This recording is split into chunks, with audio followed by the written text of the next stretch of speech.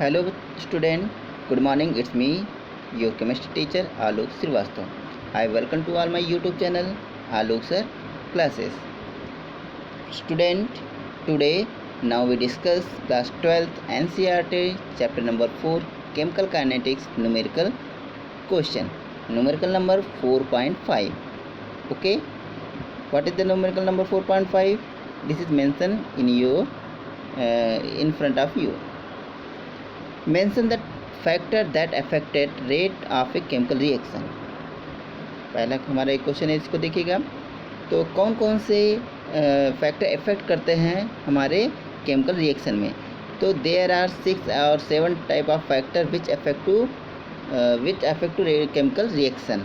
इन सब के बारे में हम लोग चर्चा जो है, इन सब के बारे में हम लोग डिस्कस कर चुके हैं अपने प्रीवियस टॉपिक पर, बट फिर भी मैं थोड़ा सा आपको जो है बताते हुए चल रहा हूँ। ठीक है, पहला हमारा पॉइंट क्या है, नेचर ऑफ रिएक्टेंट। तो नेचर ऑफ रिएक्टेंट कैसा होना चाहिए किसी भी केमिकल रिएक्शन का। तो देखिए 2 टाइप ऑफ नेचर के हो सकते हैं, या तो वो आयनिक बॉन्ड से बंधे हो, या तो फिर वो किससे बंधे हो, कोवैलेंट बॉन्ड के थ्रू। तो ionic bond, suppose that NaCl, ठीक है, ये हमारा आयनिक बॉन्ड फॉर्मेशन के थ्रू जो है इसका रिएक्शन होता है। अगर NaCl का रिएक्शन हम लोग AgNO3 के साथ रिएक्ट करवाते हैं, ठीक है, तो ये देखिए क्या है, Na पे पॉजिटिव चार्ज होता है, Cl नेगेटिव, Ag पे पॉजिटिव होता है, NO3 पे नेगेटिव, ठीक है। तो ये आपस में रिएक्ट करके हमारा क्या बनाते हैं, एक क्विक रिएक्शन देते हैं। जैसे कि हमारा वो बन जाएगा क्या, AgCl बन जाएगा, AgCl का PPT बन जाएगा और NaNO3 हमारा बन जाएगा। ठीक है, ये रिएक्शन हमारी क्या होती है, क्विक रिएक्शन होती है ना, ये तुरंत हमको ऑब्टेन हो जाती है।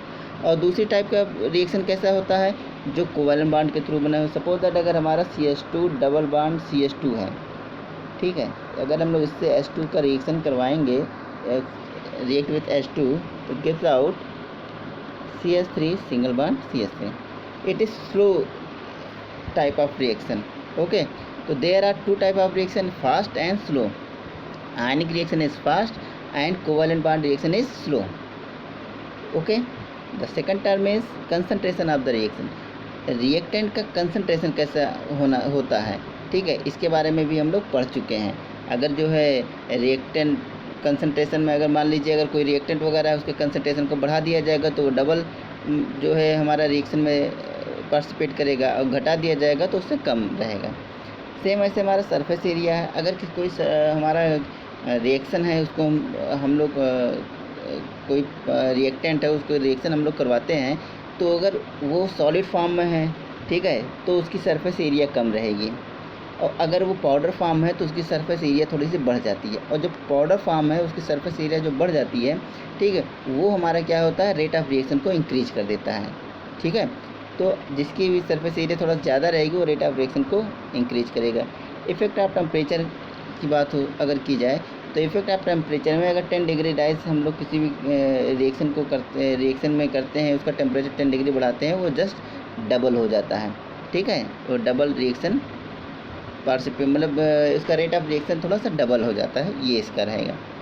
फिर प्रेजेंस ऑफ कैटलिस्ट के प्रेजेंस में रिएक्शन रेट बढ़ जाती है, हम लोग सब जानते हैं। प्रेजेंस ऑफ लाइट, बहुत सारी रिएक्शन क्या होती है, लाइट के प्रेजेंस में होती है, और बहुत सारी रिएक्शन लाइट के एब्सेंस में होती है। तो इन सब के बारे में हम लोग चर्चा कर चुके हैं। ठीक है, आगे हम लोग देखते हैं हमारा नेक्स्ट जो क्वेश्चन है वो क्या है। Question number 4.6 is a reaction is second order with respect to a reactant. How is the rate of reaction different if the concentration of the reactant is double and reduced to half? देखिए कोई हमारा reaction है, वो भी किस order का, second order का reaction है। ठीक है, इसमें हम लोग क्या कर रहे हैं, अगर रेट ऑफ रिएक्शन अफेक्ट कैसे करेगा, अगर हम लोग उस रिएक्शन को डबल कर दे रहे हैं और या फिर उसको हम लोग हाफ कर दे रहे हैं। तो आइए देखते हैं इसके लिए क्या फार्मूला है। तो इसके लिए हमारा फार्मूला हुआ रेट। तो रेट इक्वल टू हमारा क्या हो जाएगा, कंसंट्रेशन रिएक्टेंट यानी कि A। अब ये कहा जा रहा है कि सेकंड ऑर्डर का है रिएक्शन, तो हम लोगों ने इसकी पावर 2 कर दी, ये हमारा सेकंड ऑर्डर का रिएक्शन हो गया। ठीक है, इस तरीके से देखिए ये वाली लाइन। ओके, आगे देखिए क्या कहा जा रहा है, इसको डबल कर दें, इसी कंसंट्रेशन को अगर हम लोग डबल कर दें तो R बराबर क्या हो जाएगा, कंसंट्रेशन। अभी तो हमारा A की पावर 2 था, डबल करने पर इसके आगे कंसंट्रेशन को डबल कर दे रहे हैं, ठीक है। तो डबल करने के बाद हमारा क्या हो जाएगा, यहाँ पे के भी रहेगा, के। ओके, तो हो जाएगा 4 के कंसंट्रेशन ए की पावर 2, सेकेंड ऑर्डर रिएक्शन, इसलिए ये हो जाए। तो ये हमारा क्या हो जाएगा, 4 टाइम फास्टर हो जाएगा। कितने टाइम, 4 टाइम फास्टर हो जाएगा। ये देखिए लिखा हुआ है के 2 ए की पावर 2 हो गया है ना, 2 ए पावर, यहाँ पे हमारा आएगा 4 के कंसंट्रेशन ए की पावर 2 या 4 टाइम फास्टर होगा। सेम ऐसे हमारा जो सेकंड का क्वेश्चन कहा जा रहा है रिड्यूस टू हाफ, अगर इसको हम रिड्यूस टू हाफ करेंगे तो रेट हमारा वही रहेगा के कंसंट्रेशन ए की पावर 2, या फिर हम लोग लिखेंगे रेट के इक्वल टू हाफ ए की पावर 2, ये हो जाएगा 1/4 के कंसंट्रेशन ए की पावर 2, और ये हो जाएगा 1/4 टाइम फास्टर।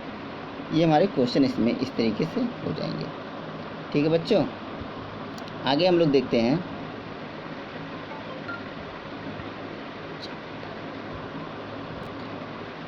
आइए हम लोग नेक्स्ट क्वेश्चन पे देखते हैं। Next question our is 4.7, what is the effect of temperature on the rate constant of a reaction. किसी रिएक्शन में उसके rate constant of A reaction पर उसके टेम्परेचर पे क्या इफेक्ट पड़ता है, मैंने अभी आपको पहले बता भी चुके हैं। ठीक है, अभी फिर से देख लेते हैं। How can this effect of temperature on the rate constant be represented quantitatively.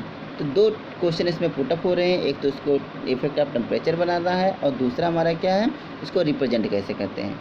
तो देखिए इसके लिए क्या है, विथ एवरी 10 डिग्री, ठीक है, 10 degree Celsius rises in temperature rate constant is almost double. अगर कोई रिएक्शन हो रही है, अगर हम लोग 10 डिग्री सेल्सियस उसके टेम्परेचर को इंक्रीज कर दे रहे हैं तो रेट कांस्टेंट क्या हो जाएगा, वो उसका डबल हो जाएगा। ठीक है, क्या हो जाएगा, उसका जो है रेट कांस्टेंट हमारा वो डबल हो जाएगा। ओके, इसके लिए रिप्रेजेंट हम लोग कैसे करते हैं, के इक्वल टू ए ई की power minus E A upon R T. ठीक है, where A E A equal to activation energy, R equal to gas constant, at T equal to absolute temperature हमारा होता है। तो इसके लिए ये हो जाएगा। चलिए बच्चों नेक्स्ट क्वेश्चन पे चलते हैं। ये हमारा इंपॉर्टेंट क्वेश्चन देख लीजिएगा, ये इसको कैसे सॉल्व करेंगे हम लोग। In the pseudo first order reaction order hydrolysis of Easter in water the following result. देखिए सूडो फर्स्ट ऑर्डर रिएक्शन को हम लोग होता है, उसमें कुछ रिजल्ट हमको ऑब्टेन होता है। ठीक है, उसमें हम लोग देखिए क्या क्या यहाँ पे इसको सॉल्व करेंगे। जैसे टाइम दिया गया हमको, टाइम है 0 है, 30 है, 60 एंड 90, अलग अलग टाइम इंटरवल यहाँ पे है। ईस्टर जो है मोल लीटर इनवर्स में हमारा क्या है, इनिशियल में हमारा 0.55, after 30 second 0.31, 60 second 0.17 and 90 second पे 0.0085, इतना हमारा है। निकालना हमको क्या है, calculate the average rate of reaction between the time interval 30 to 60 second. एक तो हमको एवरेज रेट निकालना है, ठीक है, एक तो हमको एवरेज निकालना है किसके, 30 to 60 के बीच में। दूसरा हमारा क्या है, calculate the pseudo first order reaction rate constant of the hydrolysis of Easter. तो दूसरा हमको रेट कांस्टेंट निकालना है, फाइंड आउट करना है। ठीक है, चलिए हम लोग देखते हैं कि यहाँ से क्या पहले हो सकता है। तो यहाँ पे देखिएगा average rate during the time interval 30 to 60 second में हम लोग यहाँ पे we know that R equal to minus concentration del C upon del T, ये हम लोग जानते हैं। और जब रिएक्टेंट रहता है तो हम लोग आगे माइनस लग की साइन पुट अप कर देते हैं। ठीक है, अब ये डेल सी का मतलब होता है क्या, C2 माइनस C1 को हम लोग डेल सी लिखते हैं, और T2 माइनस T1 को हम लोग क्या लिखते हैं, डेल टी लिखते हैं। तो यही सारी वैल्यू देखिए यहाँ पे है, ये हो गया। अब यहाँ पे देखिए T2 कितना है 60, T1 कितना है 30, यहाँ से हम लोग हो गया। और यहाँ पे C2 कितना है 1.17 और C1 कितना है 0.31, है ना।